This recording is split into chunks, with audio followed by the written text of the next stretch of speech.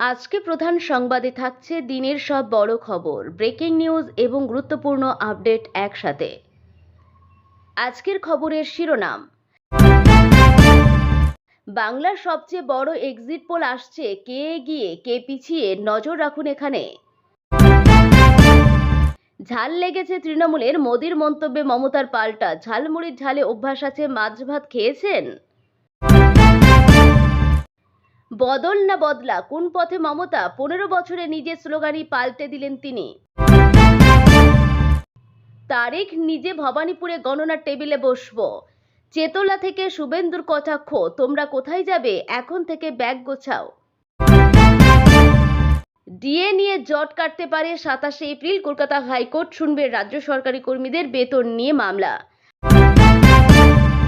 আসছে বিস্তারিত খবরে। নির্বাচন কমিশন পরিষ্কার জানিয়ে দিল কখন আসবে এক্সিট পোল। বৃহস্পতিবার বাংলায় প্রথম দফার ভোট অনুষ্ঠিত হয়। কমিশন এক্সিট পোল নিয়ে কড়া অবস্থান নিয়েছে। পশ্চিমবঙ্গ বুথ ফেরত সমীক্ষা কবে প্রকাশিত হবে? নির্বাচন কমিশন স্পষ্ট করে দিয়েছেন, পশ্চিমবঙ্গে প্রথম দফার ভোট গ্রহণ 23-এ শুরু হলেও আজ কোনো বুথ ফেরত সমীক্ষা বা এক্সিট পোল প্রকাশ করা যাবে না। নির্বাচনের স্বচ্ছতা বজায় রাখতে কমিশন এক্সিট পোল প্রকাশের বিষয়ে অত্যন্ত কঠোর নিয়ম জারি করেছে।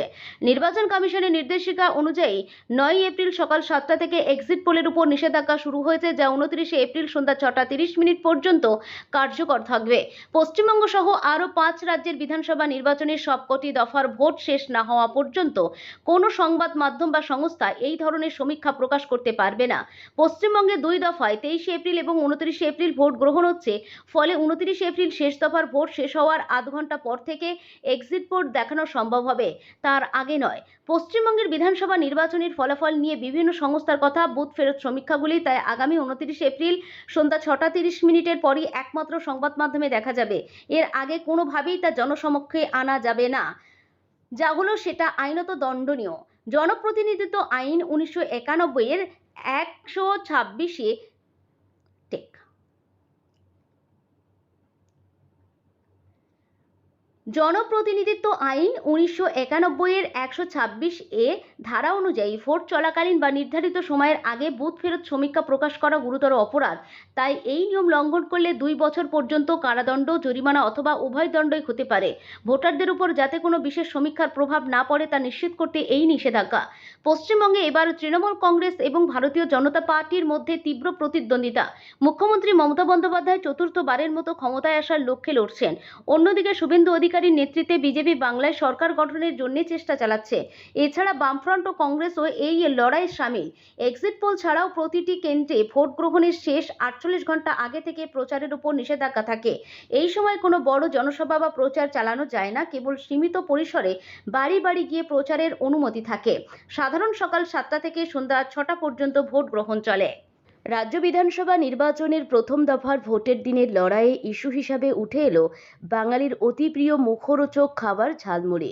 বৃহস্পতিবার কৃষ্ণনগরে জনসভা থেকে প্রধানমন্ত্রী নরেন্দ্র মোদী তৃণমূল কংগ্রেসকে নিশানা করতে গিয়ে ফের সেই ঝালমুড়ির স্মৃতি উস্কে দিলেন। শুধু তাই নয়, আসন্ন নির্বাচনে বঙ্গে পদ্ম শিবিরের জয়ের ব্যাপারে আত্মবিশ্বাস প্রকাশ করে তিনি সাফ জানিয়ে দিলেন, আগামী 4ঠা মে যখন বাংলায় বিজেপি বিজয় উৎসব পালিত হবে, তখন সাধারণ মানুষের মধ্যে ঝালমুড়ি এবং মিষ্টি বিলি করা হবে। ঘটনার সূত্রপাত কয়েকদিন আগে। ঝাড়গ্রামে নির্বাচনী জনসভা শেষ করে ফেরার পথে হঠাৎ রাস্তার ধারের একটি দোকানে দাঁড়িয়ে পড়েছিলেন প্রধানমন্ত্রী। সেখানে শটান দোকানির কাছে আবদার করেন ঝালমুড়ির। নিজের পকেট থেকে 10 টাকার নোট বার করে দাম মেটানো থেকে শুরু করে স্থানীয় মানুষ ও দোকানির সঙ্গে খোশগপ্প সবটাই সেরেছিলেন তিনি। এমনকি পাশের কয়েকজনের হাতে ঝালমুড়ি ঢেলে দিতেও দেখা গেছে তাকে। কিন্তু মোদির এই ঝালমুড়ি পে চর্চা নিয়ে শুরু হয়েছে বিদ্রূপ করে আসছিলেন মুখ্যমন্ত্রী মমতা বন্দ্যোপাধ্যায়। তাঁর স্পষ্ট অভিযোগ ছিল, গোটা বিষয়টি ছিল আগে থেকে ঠিক করা একটি নাটক। দোকানে আগে থেকে ক্যামেরা এবং মাইক যেভাবে সাজানো ছিল, তাতে সাধারণ মানুষের মনে প্রশ্ন অবকাশ রয়েছে বলেই দাবি করেছিলেন তৃণমূল নেত্রী। এদিন কৃষ্ণনগরের সভা থেকে সেই সমালোচনারই মোক্ষম জবাব দেন প্রধানমন্ত্রী। জনসভায় তিনি বলেন, আগামী 4ঠা মে যখন পশ্চিমবঙ্গে বিজেপির জয়ের উৎসব পালন করা হবে, তখন আমরা ঝালমুড়ি আর মিষ্টির আসর বসাবো। তবে আমি লক্ষ্য করছি, আমার ঝালমুড়ি খাওয়া নিয়ে কিছু মানুষ বেশ বড়সড় ধাক্কা খেয়েছেন। ঝালমুড়ি খেয়েছি আমি, কিন্তু ঝাল লেগেছে তৃণমূলের। পাল্টা দিতে দেরি করেননি মমতা বন্দ্যোপাধ্যায়ও। চৌরঙ্গীর এক সভা থেকে প্রধানমন্ত্রীর মন্তব্যে কড়া প্রতিক্রিয়া জানান তিনি। মোদীকে বিধে মুখ্যমন্ত্রী বলেন, এখন উনি বলছেন জিতে ঝালমুড়ি খাবেন। আপনাকে আমি ভেলপুরি পাঠিয়ে দেব, ওটা দিল্লিতে খুব পাওয়া যায়, ওখানে তো আর ঝালমুড়ি জোটে না। মমতা আরও প্রশ্ন তোলেন, 10 টাকার নোট নিয়ে ঝালমুড়ি খাওয়ার প্রচার করে আসলে মানুষের নজর ঘোরানোর চেষ্টা হচ্ছে। তিনি বলেন, আগের বার বলেছিলেন আপনি চাওয়ালা, আর এখন ঝালমুড়ি দেখাচ্ছেন। আমাদের ঝালমুড়ির ঝাল খেয়ে অভ্যাস আছে। আপনাকে বরং জিজ্ঞেস করি, আপনি কখনো মাছ ভাত খেয়ে দেখেছেন?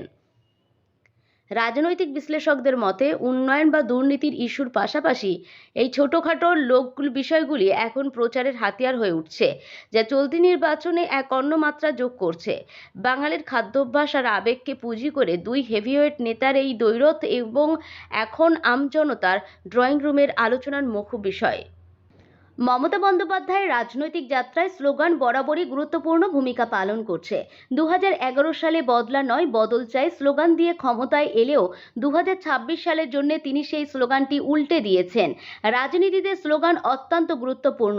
এগুলি দলগুলিকে ক্ষমতায় পৌঁছাতে সাহায্য করে। মা মাটি মানুষ এবং খেলা হবে, এর মতো স্লোগানগুলি বাংলার রাজনীতিতে মমতা বন্দ্যোপাধ্যায়ের জন্য একটি স্বতন্ত্র পরিচয় তৈরি করেছে। আজ থেকে 15 বছর আগে 2011 সালে তিনি এই স্লোগানটি ব্যবহার করেই প্রথম ক্ষমতায় এসেছিলেন। 2026 সালের জন্য তিনি সেই স্লোগানটি উল্টে দিয়েছেন। এর উপর ভিত্তি করে তিনি চতুর্থবারের ক্ষমতায় থাকার দাবি করছেন। 2011 সালে মমতা বন্দ্যোপাধ্যায় যখন প্রথম ক্ষমতায় আসেন, তখন তিনি বদলা নয় বদল চাই স্লোগানটি তৈরি করেছিল। এর অর্থ ছিল যে তিনি বামফ্রন্ট সরকারের 34 বছরের শাসনের অবসান ঘটাতে চাইলেও কারো বিরুদ্ধে শত্রুতা বা প্রতিশোধ চাননি, বরং ব্যবস্থার সংস্কার করতে চেয়েছিলেন। তবে 2026 সালের জন্য তিনি এই স্লোগানটি উল্টে দিয়েছেন। এখন তিনি প্রতিশোধের কথা বলছেন। পুরো স্লোগানের খেলা দুটি বাংলা শব্দকে ঘিরে অবর্তিত হয়, বদলা এবং বদল। আগে মমতা বন্দ্যোপাধ্যায় নিজেকে এমন একজন নেত্রী হিসাবে উপস্থাপন করতেন যিনি শান্তি ও সংস্কার আনতে চেয়েছিলেন, কিন্তু এখন তার ভাষা বদলে গেছে এবং কিছুটা ধারালো হয়ে উঠেছে। তিনি তার প্রতিপক্ষকে কড়া জবাব দেওয়া বা প্রতিশোধ নেওয়ার কৌশল অবলম্বন করছেন।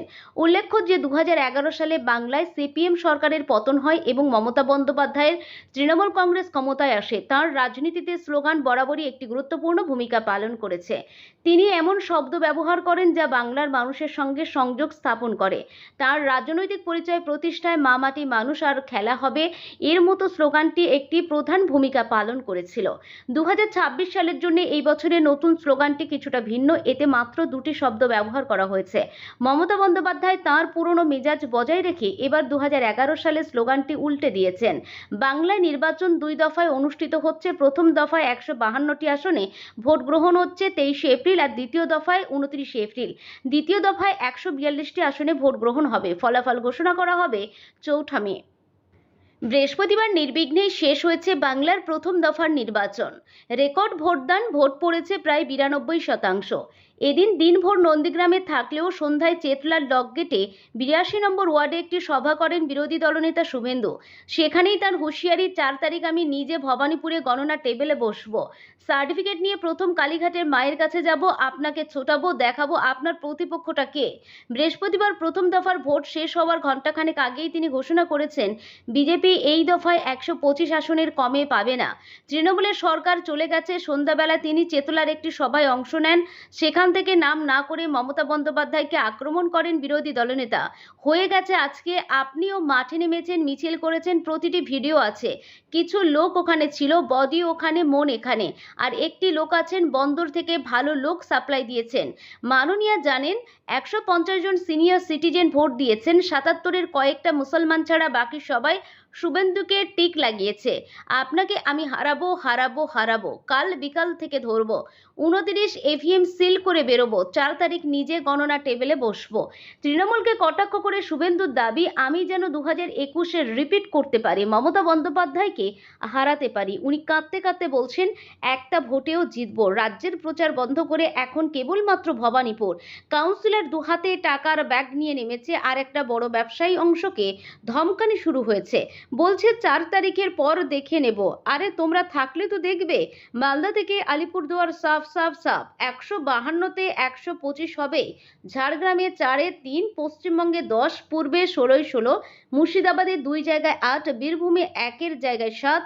তোমরা কোথায় যাবে? এখন থেকে ব্যাগ গোছাও। বৃহস্পতিবার সকাল 6:45 নাগাদ কাঁথির শান্তিকুঞ্জ থেকে নিজের কেন্দ্র রওনা দেন বিরোধী দলনেতা শুভেন্দু অধিকারী। নন্দীগ্রামের নন্দনায়কবার এলাকার একটি বুথ ভোট দেন তিনি। এরপর দিনভর বুথে বুথে ঘুরে ভোট গ্রহণ খতিয়ে দেখেন। বিজেপি কর্মীদের সঙ্গে ক্যাম্প অফিসে গিয়ে কথা বলেন। গোপালচক এলাকায় গিয়ে বিজেপি কর্মীদের অনুরোধ, ত্রিপলের উপর বসে মুড়ি এবং ঝুরি ভাজা খান শুভেন্দু। রাজ্য সরকারি কর্মীদের সংশোধিত বেতন কাঠামো বা রোপা 2019 নিয়ে কলকাতা হাইকোর্টে দায়ের হওয়া মামলার চূড়ান্ত শুনানি এখন হয়নি। 27 এপ্রিল এই মামলা শুনতে পারে কলকাতা হাইকোর্ট। কলকাতা হাইকোর্টের বিচারপতি মধুমিতা মিত্র ও বিচারপতি প্রসেনজিৎ বিশ্বাসের ডিভিশন বেঞ্চে মামলার শুনানি হওয়ার কথা ছিল, কিন্তু তাও হয়নি। কলকাতা হাইকোর্টে এই মামলার শুনানি হতে পারে আগামী 27 এপ্রিল, অর্থাৎ ভোটের মধ্যেই এই মামলার শুনানি হতে পারে। রাজ্যের সরকারি আইনজীবী ব্যক্তিগত সমস্যার কথা জানিয়ে কিছুটা সময় চেয়েছিলেন। আদালত সেই সময় মঞ্জুর করেছে, আর সেই কারণেই পিছিয়েছে সরকারি কর্মীদের এই মামলাটি। যদিও রাজ্য সরকারি কর্মীদের আশা এবার দ্রুত জট খুলবে। রোপা 2019 বেতন শিবির বেশ কিছু ধারায় মৌলিক ত্রুটি রয়েছে। অভিযোগ, সরকারি কর্মীদের প্রধান সমস্যা রোপা 2019-এ মহার্ঘ ভাতা বা ডিএ নিয়ে কোনো স্পষ্ট নীতির উল্লেখ নেই। অভিযোগ রয়েছে সরকারি কর্মীদের বাড়ি ভাড়া নিয়েও। বাড়ি ভাড়া বা এইচআরে 15% থেকে কমিয়ে 12% করার সিদ্ধান্ত নিয়েও প্রশ্ন রয়েছে রাজ্য সরকারি কর্মীদের। সরকারি কর্মীদের অভিযোগ, পে কমিশনের সুপারিশ মেনে প্রায় 48 মাসের বর্ধিত বেতন বা বকেয়া দেয়নি রাজ্য সরকার। 2019 সাল পর্যন্ত তারা 168% হারে মহার্ঘ ভাতা পেয়েছেন বলে অভিযোগ। কলকাতা বা পশ্চিমবঙ্গে কর্মরত কর্মীদের বাড়ি ভাড়া যখন কমানো হচ্ছে, তখন বঙ্গভবন বা চেন্নাইতে কর্মরত কর্মীরা বর্তমানে 30% বাড়ি ভাড়া পাচ্ছেন, যা দুই ক্ষেত্রে বৈষম্য তৈরি হয়েছে। রাজ্য সরকারি কর্মীরা বর্তমানে কেন্দ্রীয় হাতে ডিএ দাবি সরব হয়েছেন।